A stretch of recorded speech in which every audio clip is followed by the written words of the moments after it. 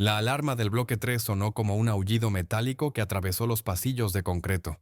Raúl Mendoza cerró los ojos por un segundo sabiendo que su turno doble se había convertido en una noche sin final. Los gritos llegaban desde el patio de máxima seguridad, donde los internos más violentos cumplían condenas que nunca terminarían.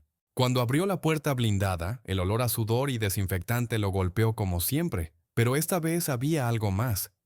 El silencio después del caos, que siempre era peor que el ruido. Bienvenidos a nuestro canal. Si esta historia te conmueve, por favor suscríbete, deja tu me gusta y cuéntanos en los comentarios desde qué ciudad nos escuchas y qué hora es allí. Gracias por tu apoyo y que disfrutes la narración. Raúl llevaba 20 años caminando estos mismos corredores desde que tenía 25 y creía que podría hacer la diferencia. Ahora, a los 45, solo quería llegar a casa sin que le preguntaran cómo había estado su día. Su esposa Carmen había dejado de preguntarlo hacía 5 años, cuando notó que él respondía siempre lo mismo: bien, normal, sin problemas. Mentiras necesarias para mantener la paz en una casa donde ya había demasiado silencio. El recorrido matutino empezaba siempre igual: café negro de la máquina expendedora, revisión de las celdas del bloque 2, conteo de internos, reporte por radio. La rutina lo tranquilizaba porque no requería pensar, solo seguir los pasos que había memorizado hasta en sueños. Pero hoy el supervisor le había pedido que cubriera el bloque 3, donde estaban los casos perdidos, aquellos que habían cruzado líneas que no tenían regreso. Conocía a la mayoría de esos hombres por sus expedientes: homicidas múltiples, secuestradores, narcotraficantes que habían decidido que la violencia era su único lenguaje. Entre ellos estaba Miguel Herrera, conocido como El Fantasma, un sicario que había confesado 17 asesinatos y que llevaba 8 años en aislamiento por atacar a 3 guardias diferentes. Su celda estaba al final del pasillo, después de una puerta adicional que separaba a los más peligrosos del resto. Raúl revisó su reloj. Las 9 de la mañana en una prisión de máxima seguridad en las afueras de Guadalajara, donde el calor se acumulaba entre las paredes de concreto como en un horno. Los ventiladores de techo giraban perezosamente, moviendo el aire espeso que olía a desinfectante barato y metal oxidado.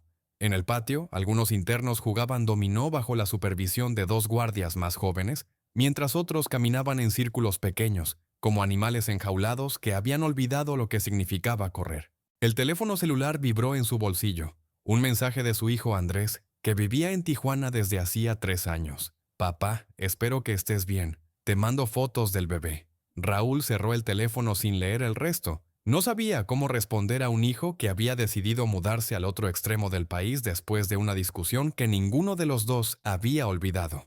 La última vez que hablaron, Andrés le había dicho que no entendía cómo podía trabajar rodeado de criminales y llegar a casa como si nada hubiera pasado. En la oficina de guardia, sus compañeros comentaban el incidente de la madrugada.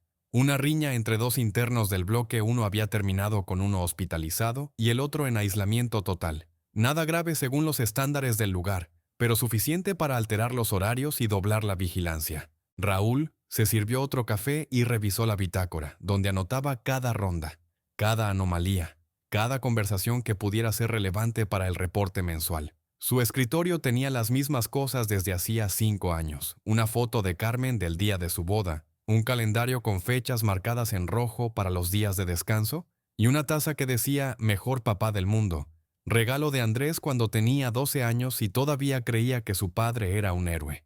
Raúl pasaba los dedos por el borde de la taza cada mañana, como un ritual que lo conectaba con una época en la que las cosas eran más simples. La mañana transcurrió sin incidentes. Revisión de celdas, conteo de internos, supervisión del desayuno en el comedor principal. Los presos lo saludaban con respeto cauteloso. Sabían que Mendoza no era corrupto ni violento, pero tampoco era su amigo. Mantenía la distancia profesional que había aprendido en sus primeros años, cuando todavía intentaba ayudar a algunos y terminó decepcionado por las mentiras y las manipulaciones. Alrededor del mediodía, cuando el sol convertía el patio en una plancha de metal caliente, recibió la llamada que cambiaría su día. El director lo necesitaba en su oficina para hablar sobre el bloque 3. Al llegar, encontró al hombre revisando expedientes con expresión preocupada. El director le explicó que habían detectado movimientos extraños en el bloque 3 durante la noche. Conversaciones en código, intercambio de objetos, señales entre celdas que sugerían algún tipo de organización. Necesitaban a alguien experimentado para hacer una revisión exhaustiva y reportar cualquier anomalía. Raúl asintió, aunque por dentro sintió el peso familiar de la responsabilidad no deseada. Cuando llegó al bloque 3, el ambiente era diferente. Los internos estaban más callados de lo normal. Algunos lo miraban con curiosidad, otros fingían ignorarlo. Caminó lentamente por el pasillo, revisando cada celda, anotando en su libreta las cosas que llamaban su atención. En la celda 12 encontró un papel con números que no significaban nada para él, pero que podrían ser importantes. En la 15 notó que habían movido la cama de posición. Al final del pasillo estaba la celda de Miguel Herrera. El fantasma llevaba 8 años sin recibir visitas, sin cartas, sin contacto con el exterior más allá de su abogado de oficio. Raúl sabía por el expediente que el hombre había crecido en las calles de Tepito, que había empezado robando carteras y había terminado matando por dinero. 17 víctimas confirmadas, probablemente más sin confesar. Un caso perdido, según todos los psicólogos que habían intentado evaluarlo. Cuando se acercó a la celda, Miguel estaba sentado en el suelo, de espaldas a la puerta, mirando la pared donde había tallado rayas para contar los días. Raúl golpeó los barrotes con su bastón reglamentario para anunciar su presencia, pero el interno no se movió. Había algo extraño en la quietud de la celda, como si el tiempo se hubiera detenido ahí adentro. Fue entonces cuando vio al otro hombre. Estaba sentado en la litera superior, aunque Raúl sabía perfectamente que Miguel tenía celda individual desde hacía años. El desconocido era de mediana edad, vestía una camisa blanca sencilla y pantalones de mezclilla desgastados. Sus pies estaban descalzos y tenía las manos apoyadas sobre las rodillas, en una postura de calma absoluta. Lo más perturbador era que Raúl no había visto entrar a nadie, no había escuchado pasos ni voces, y la celda había estado vacía cuando pasó por primera vez en la mañana. El hombre lo miró directamente a los ojos y sonrió con una tranquilidad que no encajaba en ese lugar. Sus ojos eran profundos, como si pudieran ver más allá de las paredes de concreto, más allá de los uniformes y las rejas, directamente al lugar donde Raúl guardaba sus miedos más antiguos. Miguel se había dado la vuelta y también lo miraba, pero había algo diferente en su expresión. La dureza habitual había desaparecido, reemplazada por algo que Raúl no había visto nunca en los ojos de un interno de máxima seguridad: paz. El desconocido habló con voz serena, sin moverse de su lugar en la litera. Usted es Raúl Mendoza. Lleva 20 años trabajando aquí y 3 años sin hablar con su hijo Andrés. Raúl sintió que el aire se volvía más espeso. Nadie en la prisión conocía esos detalles de su vida personal. Mantenía estricta separación entre el trabajo y la familia. Nunca hablaba de sus problemas domésticos con sus compañeros. El expediente de cualquier empleado no incluía información sobre conflictos familiares no resueltos. El bastón reglamentario tembló en la mano de Raúl. Revisó mentalmente el protocolo de seguridad. Ningún visitante podía ingresar al bloque 3 sin autorización del director, escolta armada y registro en la bitácora principal. Había revisado esa bitácora 1 hora antes y no constaba ningún ingreso. Además, las celdas de aislamiento tenían acceso controlado por 2 puertas blindadas con códigos diferentes que cambiaban cada semana. El desconocido bajó de la litera con movimientos pausados, como si tuviera todo el tiempo del mundo. Sus pies descalzos no hicieron ruido al tocar el suelo de concreto. Miguel Herrera se había puesto de pie también, pero permanecía en silencio, observando la escena con una expresión que Raúl nunca había visto en 8 años de supervisar su celda. El sicario que había confesado 17 asesinatos parecía un niño esperando instrucciones de su maestro.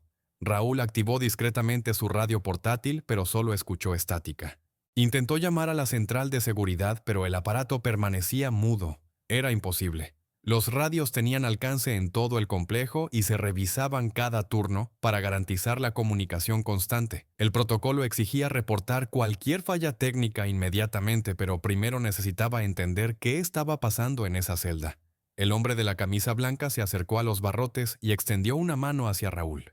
Sus palmas tenían cicatrices profundas, como si hubieran sido atravesadas por clavos hace mucho tiempo. Las marcas eran viejas pero claramente visibles, formando líneas perfectas que cruzaban ambas manos de lado a lado. Raúl había visto muchas cicatrices en su trabajo, resultado de peleas, accidentes o intentos de suicidio, pero nunca algo tan simétrico y preciso. El desconocido le dijo que se llamaba Jesús y que había venido a hablar con Miguel sobre el perdón. Su voz tenía un timbre extraño. como si viniera de muy lejos y muy cerca al mismo tiempo. Raúl sintió que esas palabras llegaban directamente a su pecho, sin pasar por sus oídos. Era una sensación física, como cuando su hijo Andrés era pequeño y le decía que lo amaba antes de dormir. Miguel se acercó también a los barrotes.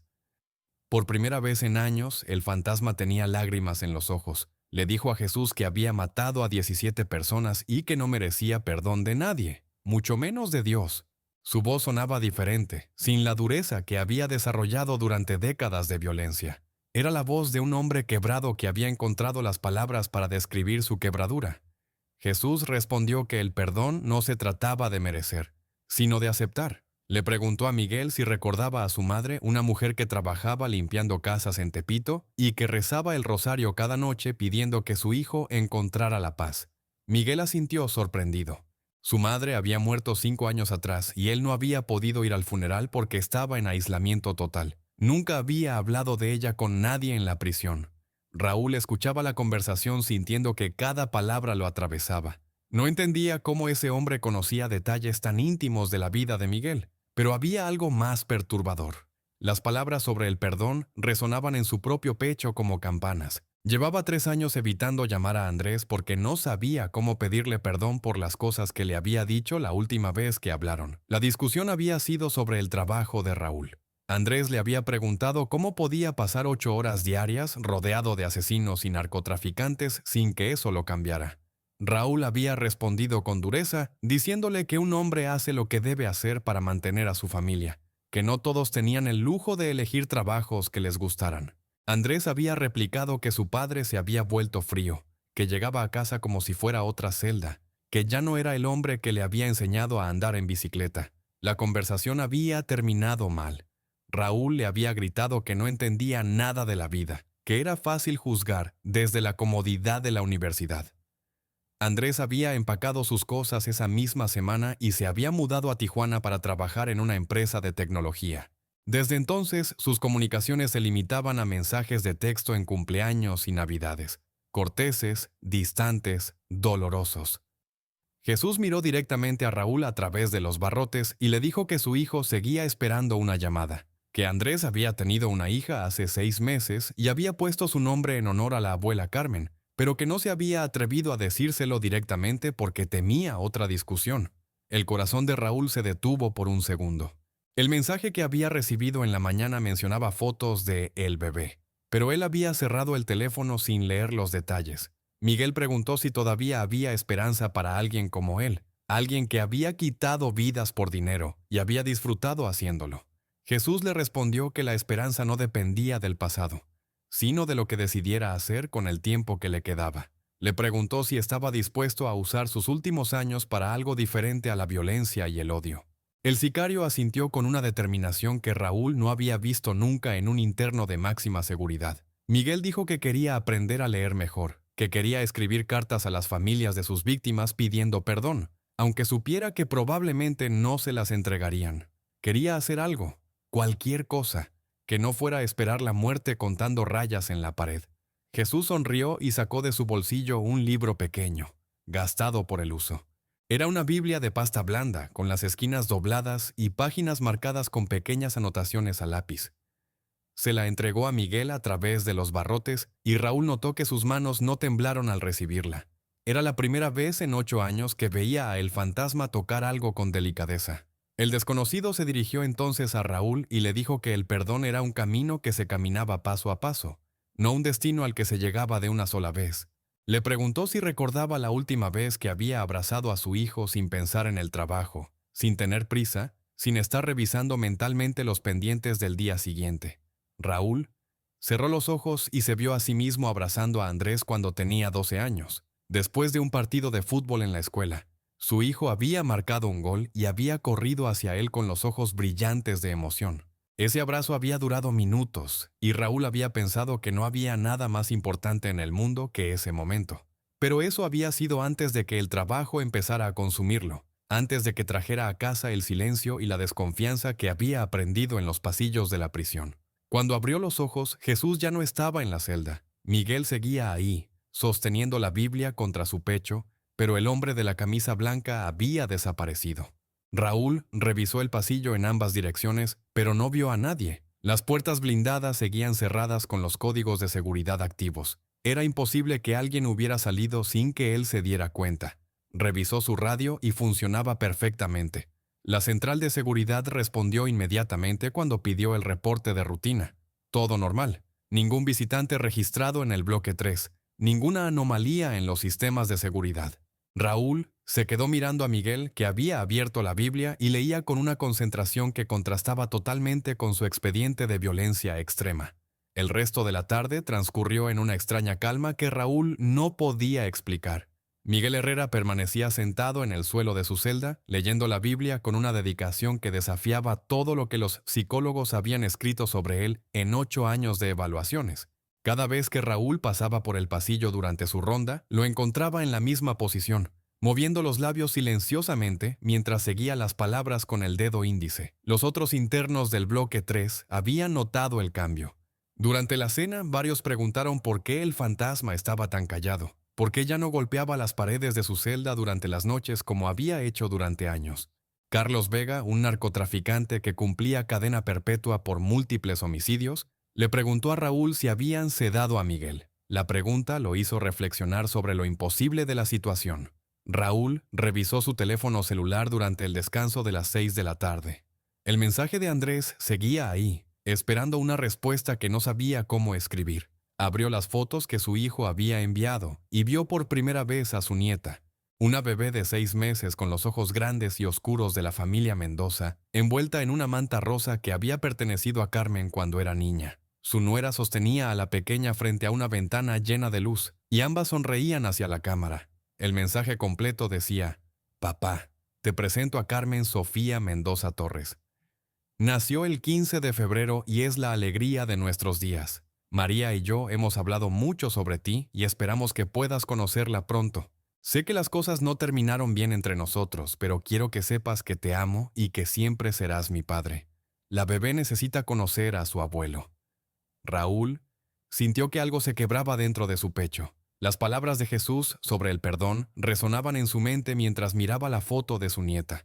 Durante 3 años había estado esperando que Andrés diera el primer paso, que se disculpara por las cosas duras que le había dicho antes de irse. Pero leyendo el mensaje se dio cuenta de que su hijo ya había dado ese paso, que llevaba meses intentando reconstruir el puente que él había ayudado a quemar. Cerró el teléfono y caminó hacia la capilla de la prisión. Era un espacio pequeño y sencillo, con bancos de madera desgastada y una cruz de metal simple colgada en la pared frontal. Muy pocos internos la usaban, y los guardias menos todavía. Raúl no había entrado ahí en años, no desde que dejó de creer que su trabajo podía tener algún propósito más grande que simplemente mantener a los criminales alejados de la sociedad. Se sentó en la primera banca y trató de recordar cómo se rezaba. Su madre le había enseñado oraciones cuando era niño, pero las palabras se habían perdido entre años de ver lo peor de la humanidad. Intentó un Padre Nuestro, pero se detuvo a la mitad porque las palabras sobre el perdón le dolían físicamente. No sabía si podía perdonar a Andrés por haberlo juzgado, y mucho menos sabía si merecía ser perdonado por haber fallado como padre. Fue entonces cuando escuchó pasos en el pasillo. Esperaba ver a uno de sus compañeros o tal vez al capellán que visitaba la prisión los martes, pero cuando se dio la vuelta, vio a Jesús parado en la entrada de la capilla. Llevaba la misma camisa blanca y los pantalones desgastados, y sus pies seguían descalzos. Esta vez Raúl notó que no dejaba huellas en el suelo de concreto, como si fuera más liviano que el aire. Jesús se sentó en la banca de al lado sin hacer ruido. Le dijo a Raúl que había estado cargando el peso del mundo sobre sus hombros durante demasiado tiempo, que había olvidado que hay cargas que no están diseñadas para llevarlas solo. Le preguntó si recordaba por qué había empezado a trabajar en la prisión, cuál había sido su motivación original antes de que la rutina y la desilusión lo cambiaran. Raúl recordó su primer día de trabajo, 20 años atrás. Había llegado convencido de que podría ayudar a rehabilitar a los presos, de que su presencia podría marcar una diferencia en sus vidas. Había estudiado criminología y psicología porque creía genuinamente en la posibilidad de que las personas cambiaran. Pero después de años de mentiras, manipulaciones y violencia, había construido paredes emocionales tan gruesas como las paredes de concreto de la prisión. Jesús le dijo que esas paredes habían protegido su corazón del dolor, pero también lo habían aislado del amor. Le preguntó cuándo había sido la última vez que había llegado a casa y le había contado a Carmen algo bueno de su día, algo que lo hubiera hecho sentir orgulloso de su trabajo.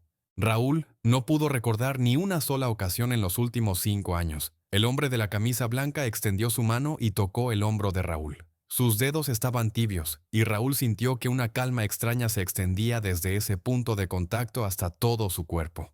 Era como si alguien hubiera aflojado una cuerda que había estado tensa dentro de su pecho durante años. Por primera vez, desde que podía recordar, respiró profundamente sin sentir que el aire pesaba demasiado. Jesús le contó que Miguel había pasado la tarde escribiendo una carta dirigida a la madre de su primera víctima, un joven de 18 años que había matado por 500 pesos durante su primer trabajo como sicario.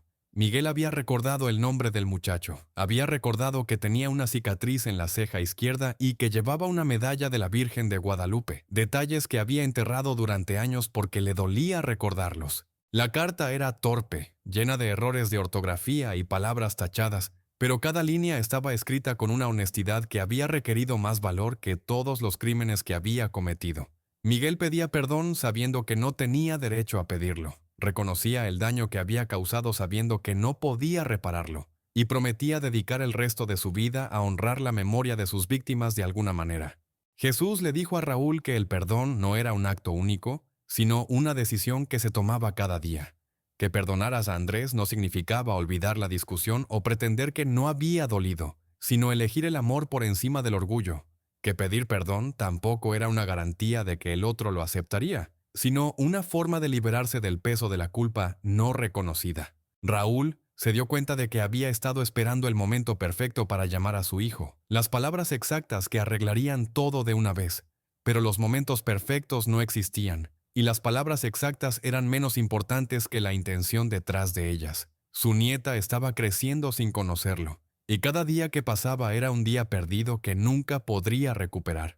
Cuando miró hacia donde estaba sentado Jesús, la banca estaba vacía, pero sobre el asiento había quedado una pequeña cruz de madera tallada a mano, del tamaño de una moneda. La madera era suave y estaba tibia al tacto, como si alguien la hubiera estado sosteniendo durante mucho tiempo.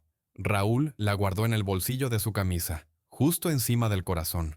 Salió de la capilla con una determinación que no había sentido en años. Pasó por la celda de Miguel y lo encontró dormido, con la Biblia abierta sobre el pecho y la carta doblada bajo su almohada. Por primera vez desde que lo conocía, el fantasma tenía una expresión de paz en el rostro. Raúl apagó la luz de la celda con cuidado, como había hecho durante años cuando Andrés era niño. El turno terminó a las 10 de la noche. Raúl entregó su reporte sin mencionar nada sobre el visitante misterioso o la transformación de Miguel. Algunas cosas no se podían explicar con palabras, y sabía que nadie le creería si tratara de describir lo que había pasado. Guardó su equipo en el casillero y salió al estacionamiento, donde su camioneta lo esperaba bajo las luces amarillas que iluminaban la entrada de la prisión. Pero en lugar de subirse al vehículo, sacó su teléfono celular y marcó el número de su hijo.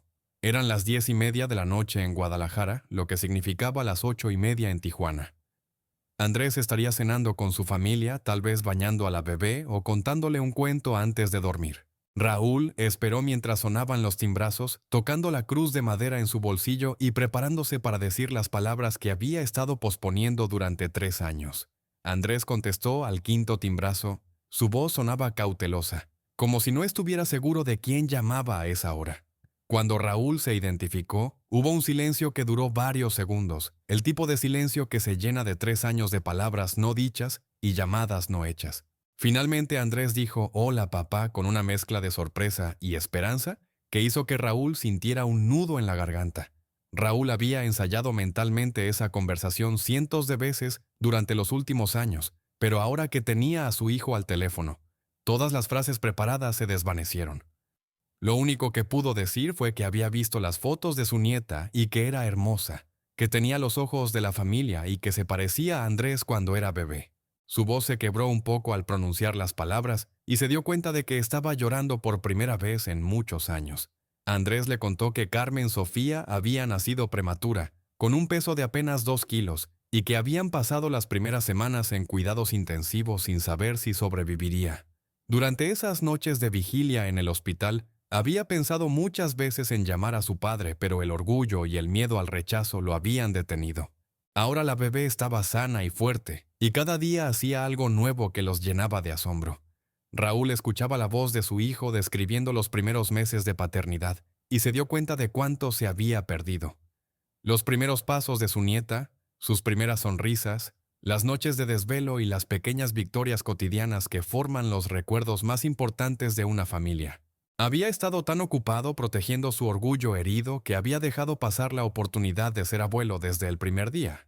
La conversación fluyó de manera natural, como si los 3 años de silencio hubieran sido apenas una pausa larga en una charla que había empezado cuando Andrés era niño. Hablaron de la bebé, del trabajo de Andrés en Tijuana, de María y de cómo se habían adaptado a la vida de padres primerizos. Raúl les contó sobre Carmen, que había empezado a tomar clases de pintura y había llenado la casa de lienzos con paisajes que recordaban los lugares donde habían sido felices cuando eran jóvenes. Andrés le preguntó por su trabajo en la prisión, y por primera vez en años Raúl no respondió con evasivas. Le contó sobre Miguel Herrera, aunque omitió los detalles sobre Jesús. Le dijo que había visto a un hombre cambiar completamente en un solo día, que había presenciado una transformación que desafiaba todo lo que creía saber sobre la naturaleza humana. Le explicó que su trabajo no era solo vigilar criminales, sino estar presente en los momentos en que algunos de ellos decidían intentar ser diferentes. Su hijo escuchó sin juzgar, y Raúl se dio cuenta de que Andrés ya no era el joven de 21 años que había discutido con él antes de irse. Era un padre de familia, un hombre que había aprendido que la vida era más compleja de lo que había imaginado cuando tenía todas las respuestas. La paternidad lo había suavizado de la misma manera que había endurecido a Raúl cuando él era joven, pero en sentido contrario. Hablaron durante más de una hora, parados en sus respectivos lugares a 2000 kilómetros de distancia, reconectando hilos que se habían roto por el orgullo y la falta de comunicación. Raúl le pidió perdón por haber sido tan duro con él, por no haber sabido explicar que su trabajo lo había cambiado de maneras que no entendía completamente. Andrés se disculpó por haberlo juzgado sin tratar de entender la presión que llevaba sobre los hombros. Cuando finalmente colgaron, habían acordado que Raúl y Carmen viajarían a Tijuana el siguiente fin de semana para conocer a su nieta.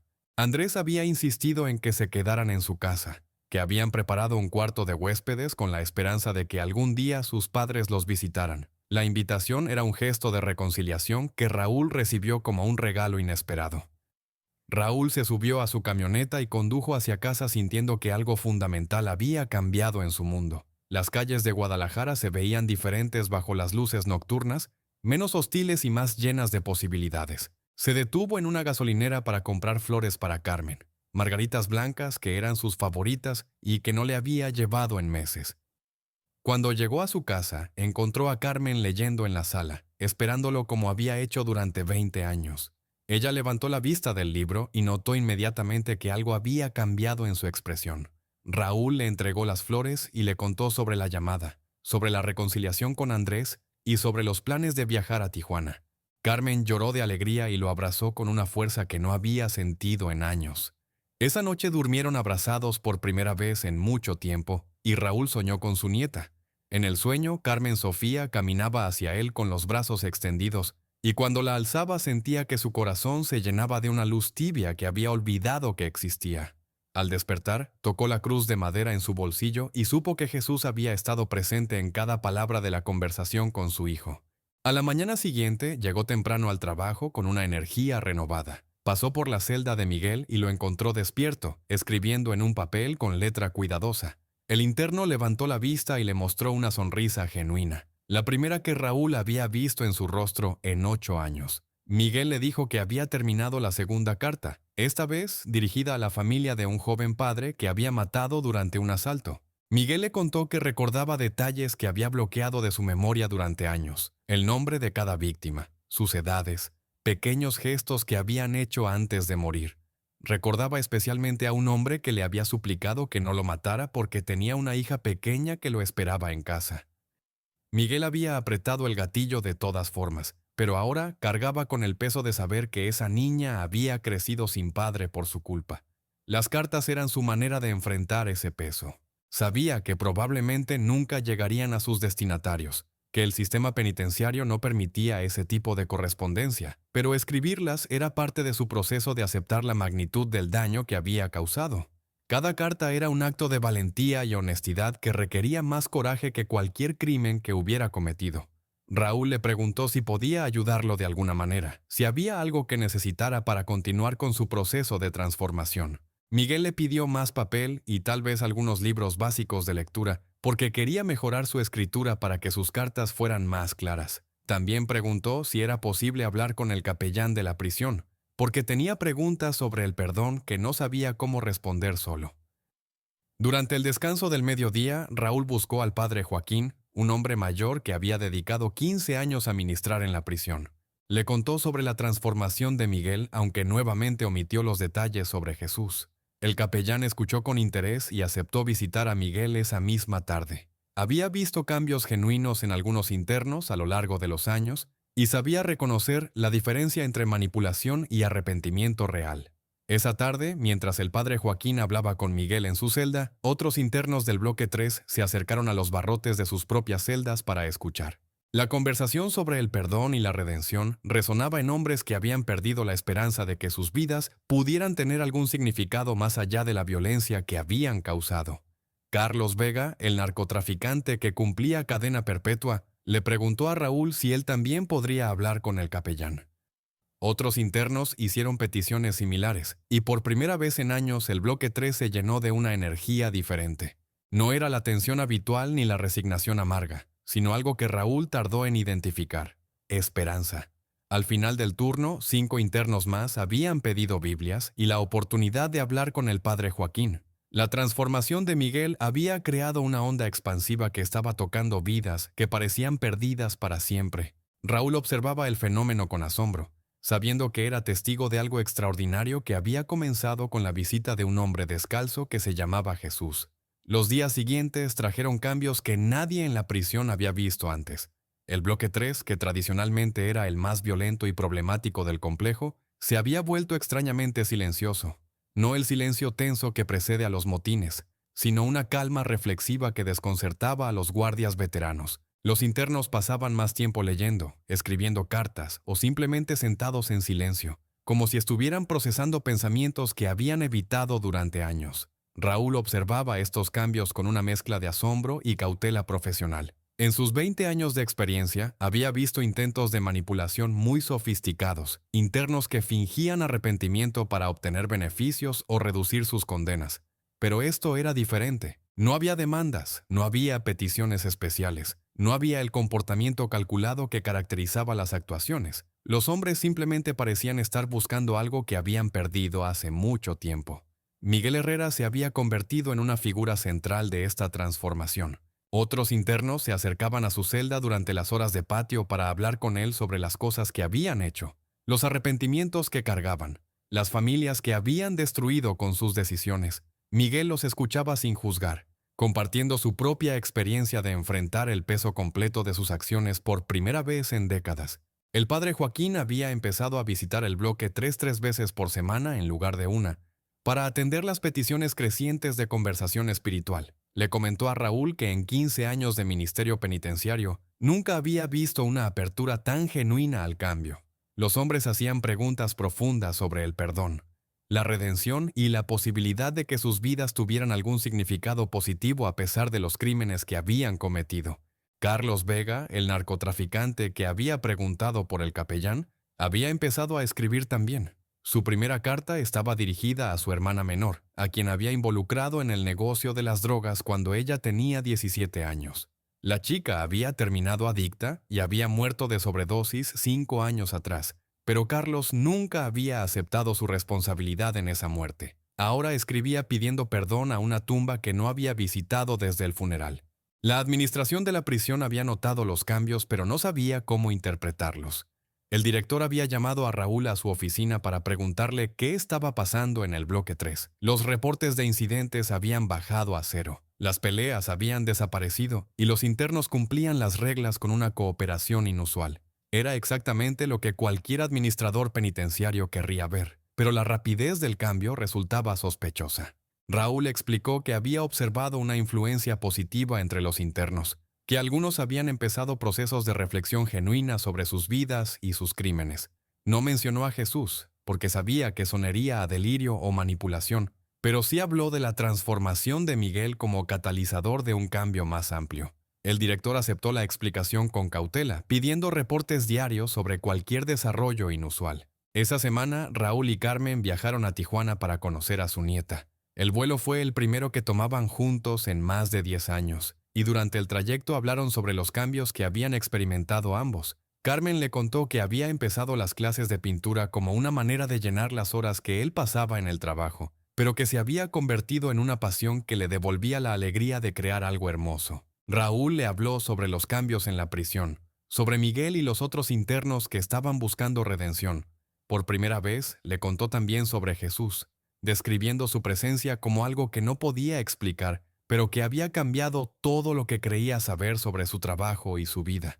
Carmen escuchó sin escepticismo, recordándole que siempre había creído en cosas que no se podían explicar completamente. Cuando llegaron a casa de Andrés, Carmen Sofía los estaba esperando en los brazos de su padre. La bebé tenía 8 meses ya, una sonrisa que iluminaba toda su cara y la curiosidad natural de alguien que está descubriendo el mundo cada día.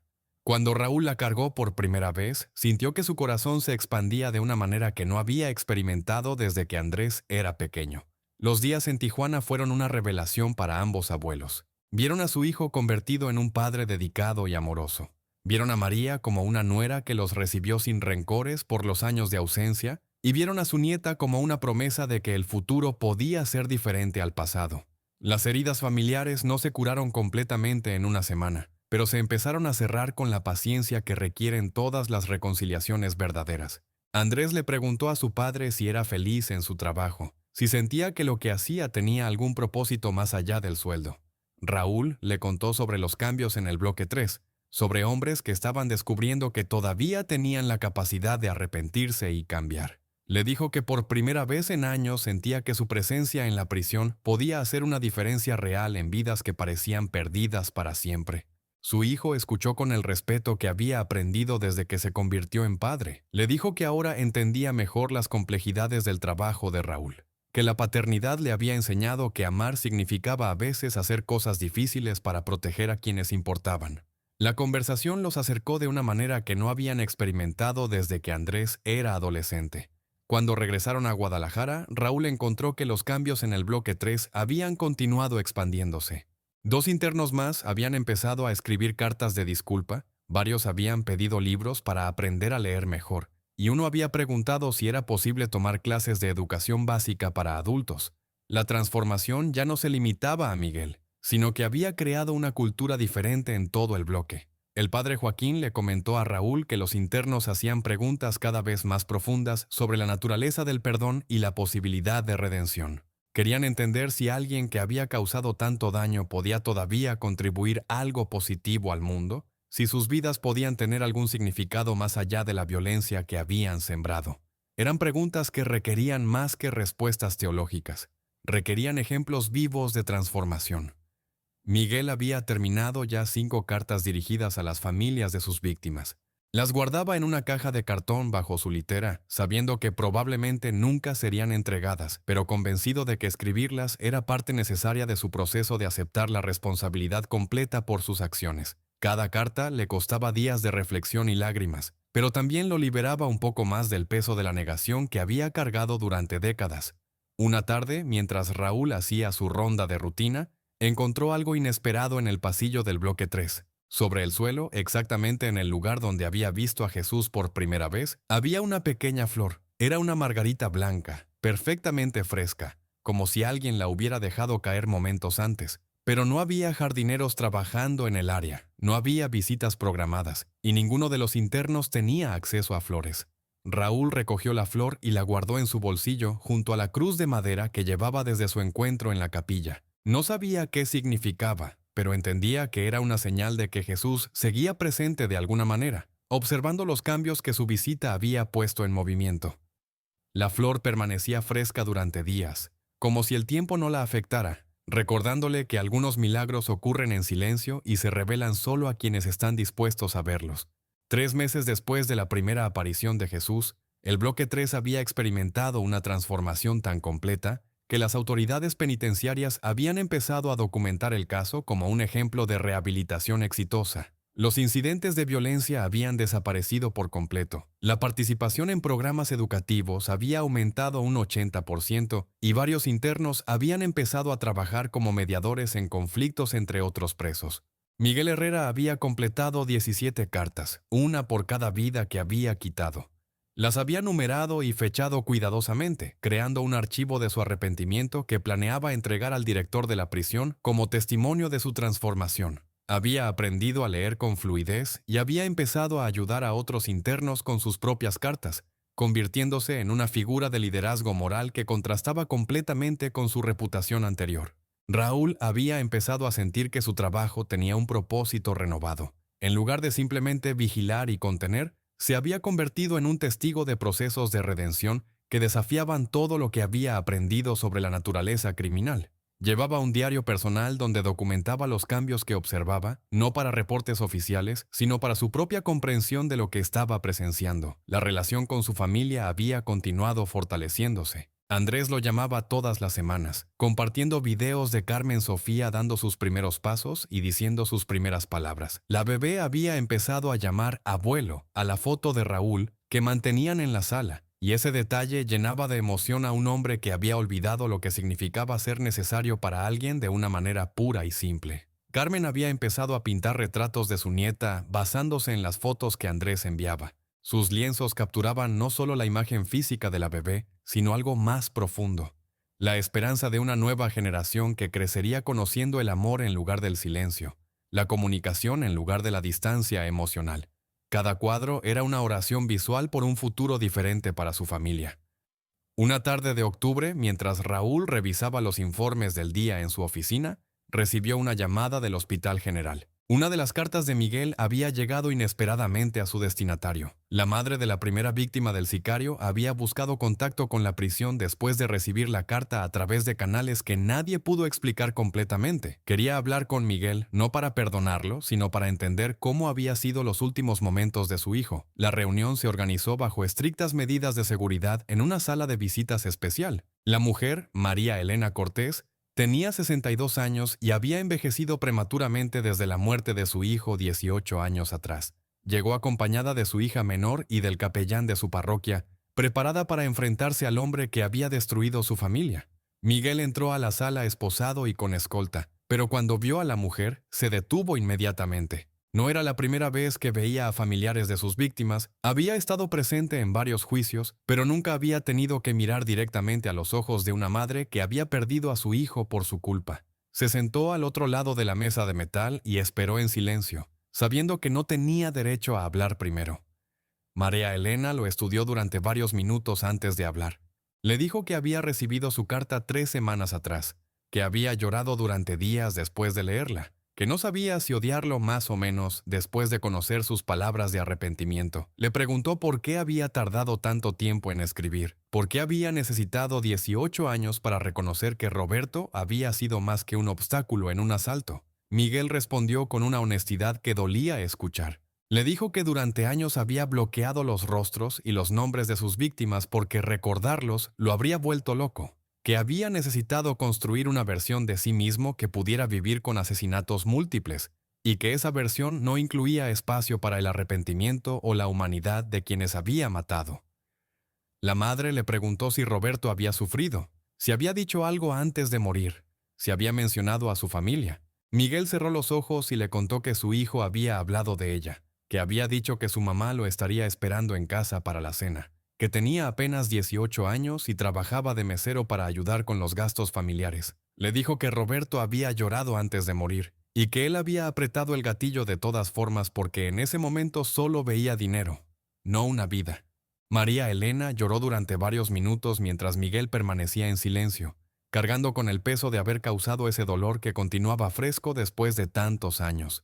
Cuando la mujer pudo hablar nuevamente, le preguntó qué esperaba ganar con su arrepentimiento tardío, si pensaba que una carta podía borrar 18 años de vacío en su corazón. Miguel le respondió que no esperaba nada, que escribir la carta no había sido para obtener perdón, sino para aceptar completamente lo que había hecho. Le dijo que había matado a 17 personas, pero que el rostro de Roberto era el que más lo visitaba en sueños, porque había sido su primera víctima y porque había visto en sus ojos el terror de alguien que no entendía por qué tenía que morir. La conversación duró 2 horas. Al final, María Elena le dijo que no podía perdonarlo, que el vacío que había dejado Roberto era demasiado grande para llenarlo con palabras, pero también le dijo que había visto algo en sus ojos que no esperaba encontrar, dolor genuino por lo que había hecho.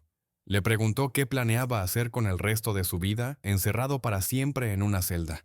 Miguel le contó sobre las otras cartas que había escrito, sobre su trabajo ayudando a otros internos a enfrentar sus propios crímenes, sobre su deseo de encontrar alguna manera de honrar la memoria de sus víctimas desde la prisión.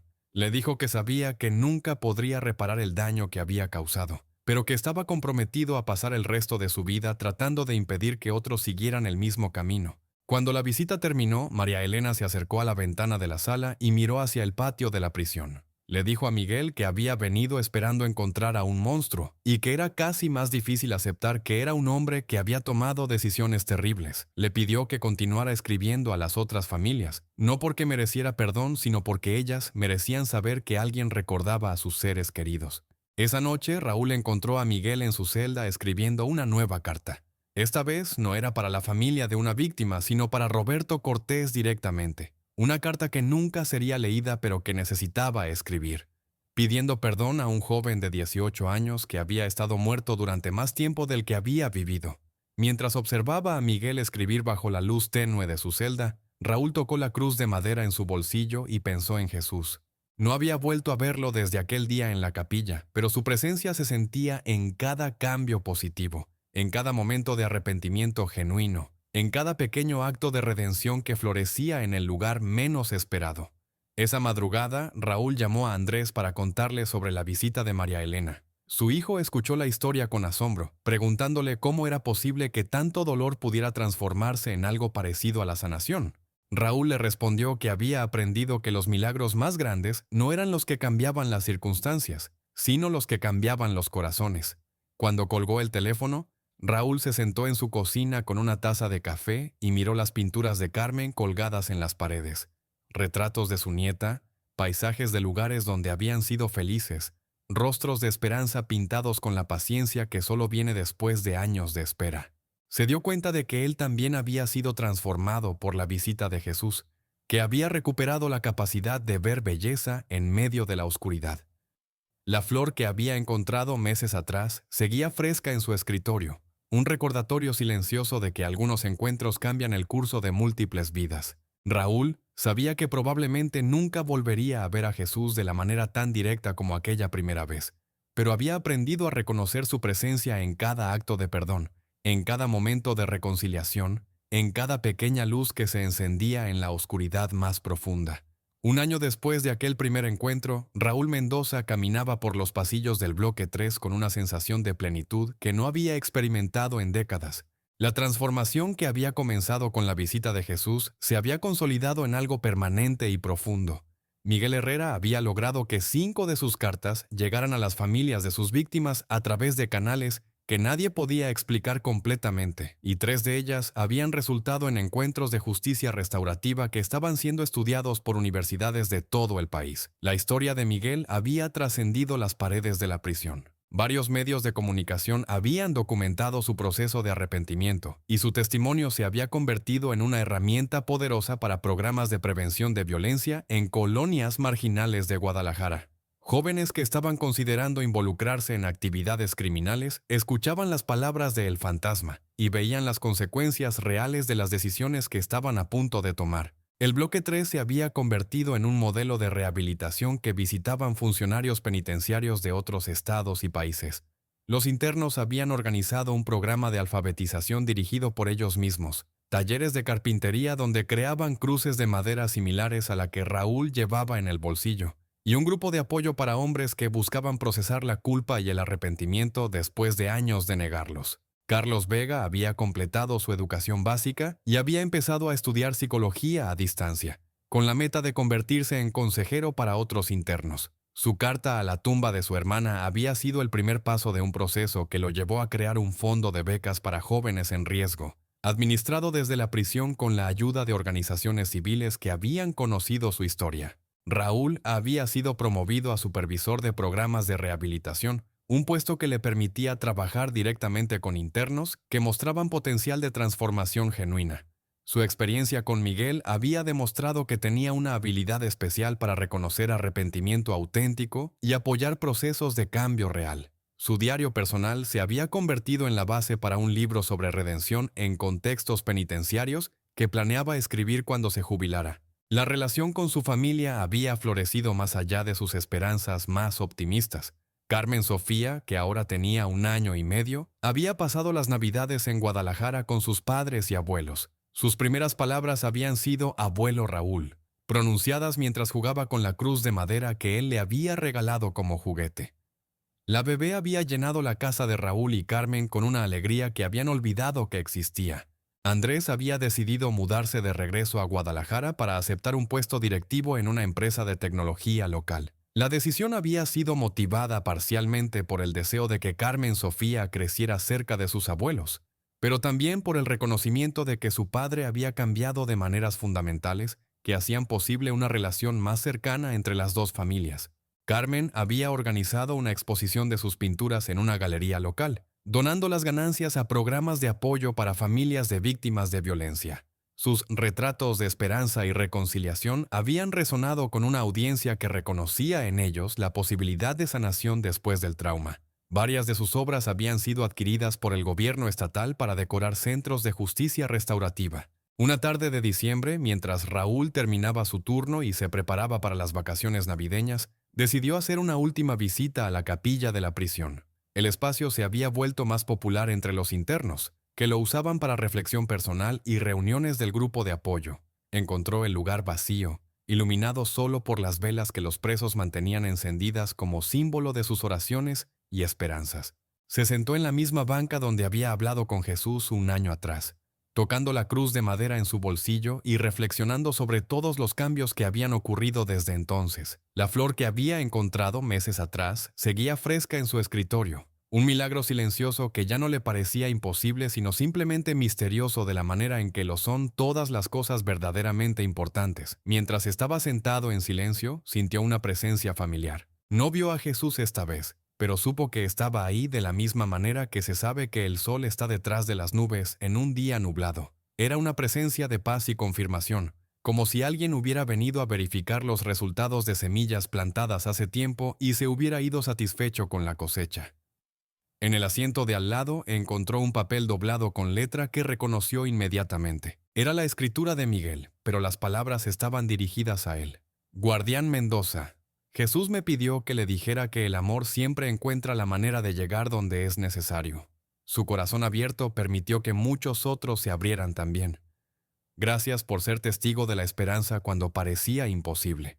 Raúl guardó el papel junto a la cruz de madera, sabiendo que se había convertido en custodio de milagros cotidianos que ocurrían en el lugar más improbable. Había aprendido que la redención no era un evento único, sino un proceso que se renovaba cada día. Que el perdón no eliminaba las consecuencias, pero sí transformaba su significado, y que la esperanza podía florecer en cualquier lugar donde hubiera corazones dispuestos a cambiar. Cuando salió de la capilla, encontró a Miguel esperándolo en el pasillo. El interno le entregó una pequeña cruz de madera tallada a mano, idéntica a la que Raúl llevaba en el bolsillo pero destinada para Carmen Sofía cuando fuera mayor. Le dijo que había aprendido el arte de la talla durante los últimos meses, y que quería que su nieta supiera que había personas que habían encontrado esperanza en los lugares más oscuros. Esa noche, Raúl llegó a casa donde Carmen había preparado una cena especial para celebrar el fin de otro año. Andrés, María y Carmen Sofía estaban esperándolo, y la mesa estaba puesta con los platos buenos que habían guardado durante demasiados años para ocasiones que nunca llegaban. La bebé corrió hacia él cuando entró gritando «¡Abuelo!», con la alegría pura de alguien que conoce el amor sin condiciones. Durante la cena, Raúl les contó sobre su día, sobre Miguel y la cruz tallada, sobre la nota que había encontrado en la capilla. Ya no omitía detalles sobre Jesús cuando hablaba con su familia. Habían aprendido a aceptar que algunos encuentros cambian vidas de maneras que no se pueden explicar completamente, pero sí se pueden vivir plenamente. Carmen Sofía jugaba con la cruz original de madera sobre la mesa. fascinada por su textura suave y su peso perfecto para sus manos pequeñas. Raúl la observaba y veía en ella la promesa de una generación que crecería conociendo historias de redención y perdón, que aprendería desde temprano que las personas pueden cambiar y que el amor es más fuerte que cualquier oscuridad. Esa madrugada, después de que todos se habían ido a dormir, Raúl salió al patio trasero de su casa y miró las estrellas sobre Guadalajara.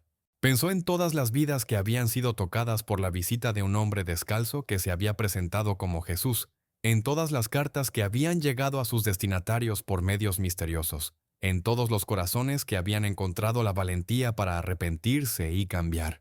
Sabía que nunca entendería completamente lo que había pasado en aquella celda del bloque 3, pero había aprendido que entender no era siempre necesario. Bastaba con ser testigo, con mantener el corazón abierto a la posibilidad de milagros, con creer que la redención era posible incluso en los lugares donde parecía imposible. La flor que había encontrado meses atrás seguía fresca en su escritorio, la cruz de madera permanecía tibia en su bolsillo, y las cartas de Miguel continuaban llegando a familias que necesitaban saber que alguien recordaba a sus seres queridos. Eran señales pequeñas pero constantes de que Jesús seguía presente, trabajando silenciosamente en corazones dispuestos a cambiar, sembrando esperanza en el suelo más árido. Raúl entró a su casa sabiendo que al día siguiente regresaría al bloque 3, que seguiría siendo testigo de transformaciones imposibles, que continuaría cargando en su bolsillo pequeños milagros tallados en madera. Había encontrado su propósito no en grandes gestos heroicos, sino en la presencia constante, en el reconocimiento de lo sagrado en lo cotidiano, en la fe de que el amor siempre encuentra la manera de llegar donde es necesario.